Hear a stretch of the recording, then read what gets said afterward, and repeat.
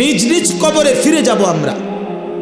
কাজেই একাকী হতেই হবে, একদিন একাকী আল্লাহ তাআলার মুখোমুখি হইতে হবে। সেদিন টের পাবেন, সেদিন টের পাবেন। কোরআন শরীফে আছে, আলহাকুমুত তাকাসুর হাত্তা জুরতুমুল মাকাবির কাল্লা সাউফা তা'লামুন। আল্লাহ বলে, বান্দা দুনিয়ার নেশায় আখিরাত ভুলে গেলা তো মনে রেখো একদিন কবরস্থানেই পৌঁছবা, আর সেদিন আমি আল্লাহ তোমাকে জানাবো আমার প্রতিটা নাফরমানির শাস্তি কি। আমি জানাবো বান্দা, আমি দেখাবো তোমারে, তুমি দেখবা বান্দা, আমি তোমাকে দেখাবো, আমি তোমাকে বুঝাবো। এজন্য দোস্ত, নওজোয়ান, প্রিয় সাথী, এটা মনে রাখো বাপ, আত্ম উপলব্ধি, আত্মপরিচয়, আত্মসম্মান, আত্মমর্যাদা অনেক বড় সম্পদ। এটা বুঝা যে আমি কে আসলে। আমি একজন মুসলমান, আমার বাবা মুসলমান, আমার মা মুসলমান, আমার বংশ মুসলমান, আমার গোটা মহল্লা মুসলমান, আমি ইমানদারের সন্তান, অথচ আমি এক ওয়াক্ত নামাজ পড়ল না। 365 দিনে খোদার এক বছরে কোনোদিন ফজরের নামাজ পড়ল না। এটা মুসলমানের বাচ্চা, এটা মানুষের বাচ্চা, এইটা জানোয়ার না তো জানোয়ারটা কেটে? এ জানোয়ার না তো জানোয়ার কে তাইলে? কে জানোয়ার তাইলে? এইটা অসভ্য না তো অসভ্যটা কে? এটা না তো কে অসভ্য? তাইলে আল্লাহ কাকে বলছে কুত্তার মতো? কাকে আল্লাহ বলছে ইনহুম ইল্লা কাল আনআম? আল্লাহ বলছে মনের ইচ্ছা মতো যে চলে তার পরিচয় আর কিছুই নয়, শুধুই জানোয়ার, আনআম, চতুষ্প জন্তু। কাকে বলছে বাবা? এই মানুষ রূপী এই জানোয়ারদেরকে বলছে, যাদের জিন্দেগিতে সেজদা নাই, আল্লাহ নাই, আখিরাত নাই। কে মা, কে বাবা, কি ধর্ম, কে বানাইছেন, কিচ্ছুর খবর নাই। মোবাইল, নারী, ছবি, অশ্লীল দৃশ্য, অসৎ বন্ধুদের আড্ডা, হাসি ঠাট্টা, সারা রাত মোবাইলে উলঙ্গ ছবি দেখতেছে, সকাল 9টা 10টা পর্যন্ত ঘুমায় আছে। আহ, হায় হায় হায়, এটা বুঝি কোনো জিন্দিগি হইল? বাপ, মানুষের জিন্দিগি তো এরকম হওয়ার কথা না। এক চতুষ্প জন্তু, এক রাস্তার কুকুরও তো এতক্ষণ ঘুমায় থাকে না। এক চতুষ্প জন্তু, জানোয়ারও তো এমন হয় না। এই জন্য বাপ, এটা বোঝা উচিত। প্রিয় ভাই আমার, ছেলেরা আমার, কোনো একজনও যদি বুঝে থাকো তো তুমি মনে মনে হিসাব মিলাই। তোমার বন্ধুর লগে না, তুমি একা হিসাব মিলাইবা। আসলে আমি কে? কে আমাকে বানাইলেন? কেন বানাইলেন? আমি কোত্থেকে আসলাম? তিনি আমার কাছে যা চাচ্ছেন আমি তা করছি কিনা? আমি যা করছি আমার আল্লাহ তা চাচ্ছে কিনা? প্রতিদিন নিয়মিত যে মানুষগুলো মৃত্যুবরণ করে তারা কোথায় যায়? কে তাদেরকে নিয়ে যায়? কেউ তো মরতে চায় না, কিন্তু কেউ তো থাকতেও পারে না। কোন অদৃশ্য মালিক তাদেরকে নিয়ে যাচ্ছে। বন্ধু, এতটুকু বিবেক যদি না খাটাও, বাবাদেরকেও বলি, আপনিও যদি না খাটান, আখিরাত যদি না মিলান, কেমনে কবরে যাইবেন বাপ? কেমনে যাইবেন? খাট পালং আর সোফা ফার্নিচার বানাইয়া হিসাব মিলাই এলেন, মানুষের দেখাইলেন খাট পালং সোফা, বিল্ডিং, দালান, টাইলস, জমি, গাড়ি। আহা বাবা, এগুলো কি মিলাইয়া গেলে? এগুলো তো আপনার আগেও পৃথিবীতে ছিল, আপনার পরেও থাকবে পৃথিবীতে, কিন্তু আপনি কবরে কি নিয়ে যাচ্ছেন? আল্লাহ নবী সাল্লাল্লাহু আলাইহি ওয়াসাল্লাম বলছেন, ইয়াতবাউল মাইয়িতা সালাসাতুল, কোন মৃত ব্যক্তির সাথে, লাশের সাথে কবরস্থান পর্যন্ত 3 জিনিস যায়। আহলুহু ওয়া মালুহু ওয়া আমালুহু, তার পরিবারের সদস্যরা সাথে যায়। কিছু সম্পদ, মাল, এই যে লাশের একটা খাটিয়া, আগরবাতি, একটা কাপড়, ইত্যাদি ইত্যাদি, ছোটখাটো কিছু ঠুনকো মাল সামান্য, এগুলোও সাথে যায়। আর ও আমালুহু, তার সারা জিন্দিগির আমল কর্মকাণ্ড সেটাও তার সাথেই যায়। ফায়ারজিউ ইসনান ওয়া ইয়াবকা ওয়াহিদ, দুই জিনিস ফিরে আসে, এক তার বংশধর পরিবার মহল্লাবাসী ফিরে আসে এবং ওই খাট কাপড়গুলোও ফিরে আসে, আর শুধুমাত্র তার আমল ভালো কিংবা মন্দ ওইটাই তার কবরের সাথে থেকে যায়। এই জন্য দোস্ত, আমরা আমাদের 1 সেকেন্ড, 1 ঘন্টা, 1 মিনিট, একটা নিঃশ্বাস যেটা একবার পড়ছে এটা আর কোনো দিন আমরা হিসাবের বাহিরে আড়াল করতে পারবো না। কোরআনুল কারীমের মধ্যে আল্লাহ বলছেন, লা ইউগাদিরু সাগীরাতান ওয়ালা কাবীরাতান ইল্লা আহসাহা। এই ফেরেশতারা ডান কাঁধে বাম কাঁধের ছোট থেকে ছোট, বড় থেকে বড় জীবনের প্রতিটা স্পন্দন, প্রতিটা নিঃশ্বাস পর্যন্ত আল্লাহর কসম আমলনামার মধ্যে উঠায় রাখছে।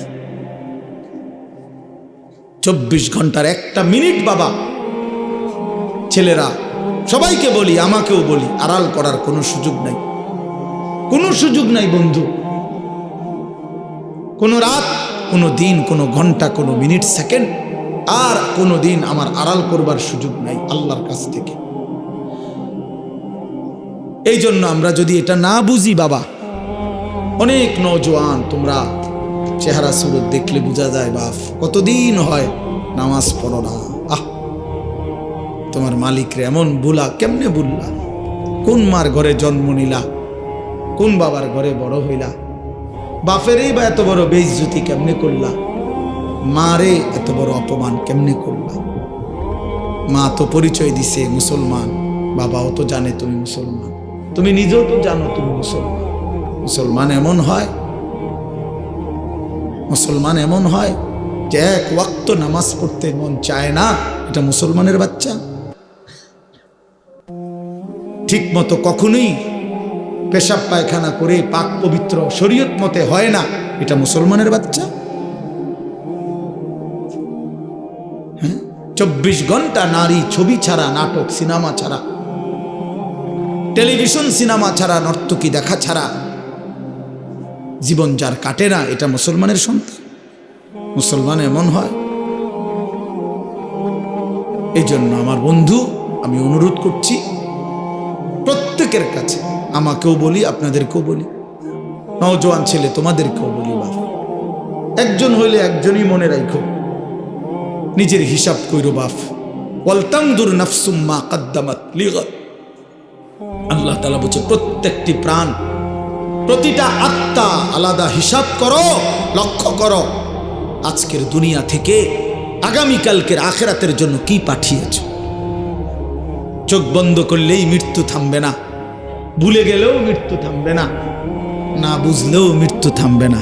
বুঝে আসলেও মরে যাবেন, না বুঝলেও মরে যাবেন। চোখ খোলা থাকলেও মরে যাবেন, চোখ বন্ধ থাকলেও মরে যাবেন। হাসলেও মরে যাবেন, কাঁদলেও মরে যাবেন। রাজপ্রাসাদের অট্টালিকায় থাকলেও মরে যাবেন, জীর্ণ কুঠির কুঁড়ে ঘরে থাকলেও মরে যাবেন। প্রিয় বন্ধু, যেটাকে আড়াল করার কোনো সুযোগ নাই, মৃত্যুকে পাশ কাটবার কোনো সিস্টেম নাই, কোনো সিস্টেম নাই। 7 মহাদেশের মালিকও যদি হয়, 7 রাজার ধনও যদি কেউ পায়, তারপরেও যেহেতু মৃত্যুকে বাদ দেওয়ার, আড়াল করবার কোনো সিস্টেম নাই, অতএব প্রস্তুতি নেওয়া এটাই বিবেকবানের উচিত। কারণ যেহেতু আমি মৃত্যুকে আড়াল করতে পারবো না, অতএব মৃত্যুর জন্য প্রস্তুতি নেওয়া এটাই চূড়ান্ত বুদ্ধিমান। কোনো সুযোগ যেহেতু নাই, কোনো সিস্টেম যেহেতু নাই, পৃথিবী সৃষ্টির শুরু থেকে আজ পর্যন্ত যেহেতু এমন কোনো সিস্টেম নাই, অতএব মরতেই হবে। হবে কিনা বাপ বলেন না সবাই, হবে কিনা? মরতেই হবে। এজন্য আখিরাতের প্রস্তুতি নেওয়া, কবরের প্রস্তুতি নেওয়া, পরকালের ফিকির করা, এটাই মুমিনের জিন্দেগি। মুসলমান তাকেই বলে, মুসলমান তাকেই বলে। ওই দেখেন ওই অপদার্থ কি করে, কত বড় অসভ্য দেখছেন, আবার হাসে বেয়াদব। এই বেয়াদব এমনই হয়, অসভ্য এমনই হয়। ওই যে বললাম শাহওয়াত, মনের চাহিদা, যে হুজুর তোমার বাপও যদি মানা করে, আমি তো কারো কথাই শুনি না, তুমি হুজুরের কথা শুনবো কিতাম, আমি তো জীবনে কারো কথাই শুনি না, আমার আবার হুজুর কি আর পাবলিক কি, আমি তো চলি আমার মতো করে। বুঝেন নাই? এই জিন্দেগি, এটাই জীবন। আপনি নিষেধ করবেন, শুনবেন না। আমি তো আমার মতো চলি, আমার মতো চলি। আমি তো নিষেধ করছিলাম বাপ, আমি তো বলছি প্রথম যে আমি সুন্দর করে বললাম, বলছি কিনা? হ্যাঁ, অসংখ্য ছেলে পেলে বললাম না আজকে, বাবা তোমরা অগণিত ছেলে, তোমরা মনে করছো তোমরা অনেক সুখে আছো, কারণ মা বাবা পারিবারিক বন্ধন থেকে তোমরা মুক্ত। অর্থাৎ তোমাদের বাবা আর তোমাদেরকে ফেরাইবার জন্য সাহস করে না, তোমাদের মা আর তোমাদেরকে দিনদার বানাবার ফিকির ছেড়ে দিছে, মহল্লার বাসী ছেড়ে দিছে, তোমাদেরকে ছেড়ে দিছে। বাপ, তোমরা এখন বন্ধুদের আড্ডায় ঘন্টার পর ঘন্টা, বাকি টাইমে একাকী যখন হও সারা রাত মোবাইল। তার মানে তোমার কোনো মা নাই, বাবা নাই, অভিভাবক নাই, কেউ তোমারে রাগ দিবে, ডাক দিবে, কেউ তোমারে ফিরাবে। আপন ঘরে ঘুমায়, মা বাপ জীবিত, কিন্তু একটা দিন চোখের পানিও পড়ে না, বলেও না। আমার 365 দিনে আমার 16 বছরের ছেলেটা একদিনও ফজরের নামাজ পড়ে না। এত বড় জানোয়ার মুসলমানের ঘরে কেমনে ঘুমায় বেটা? এত বড় জানোয়ার কেমনে ঘুমায় মুসলমানের ঘরে? তার বাপ কোথায়? তার মা কোথায়? আহা, তার পরিবার এভাবে ভুলে গেল কেমনে? কিরে বাপ, তোমার উপরে খোদার কি পরিমাণ লানত পড়ছে, খোদার গজব পড়ছে বেটা। এই জন্য কেউ তোমারে আর ডাকে না। আহা, কেউ কিন্তু মনে করাই দেয় না যে রে বাপ তোর জাহান্নাম দেখা যায়, তোর জাহান্নাম দেখা যায়। কেউ মনে করায় না, ছেলে পেলে কেউ মনে করায় না। ও সবাই তামসা দেখতেছে, চোখের সামনে আমাদের ছেলেরা নষ্ট হয়ে যাইতেছে, বখাটে হয়ে যাইতেছে, মসজিদে নামাজ চলতেছে, এক ওয়াক্ত নামাজ পড়ে না। কারো কোনো ফিকির নাই। তার বাবা কই, মা কই, দাদা কই, দাদি কই, তার নানা কই, নানি কই, চাচা কই, মামা কই, ফুফা কই, খালু কই, তার বড় ভাই কই, তার বড় বোন কই। কেউ কিচ্ছু বলে না। হেঁটে হেঁটের মতো হাসে, লাফায়, চুল রাখে তার ইচ্ছা মতো, প্যান্ট পরে তার ইচ্ছা মতো, দুপুরে খানা বিকালে খায়, বিকালের খানা রাইতে খায়, সারা রাত, রাতের 3টা বাজে দেখবেন মোবাইলে ছবি দেখতেছে, ভোরবেলা 9টা বাজে গেছে, ঘুম থেকে উঠতেছে না। এটা মুসলমানের জিন্দেগি? এটা মুমিনের জীবন? এটা বাবা মার সংসার? এটাই সার্থকতা জীবনের? বলে পৃথিবীর সর্বাধুনিক মজবুতি প্রযুক্তি দিয়েও যদি আপনি সোফা বানান, খাট বানান, কি লাভ হবে যদি স্ত্রী সন্তান নাফরমান হয়?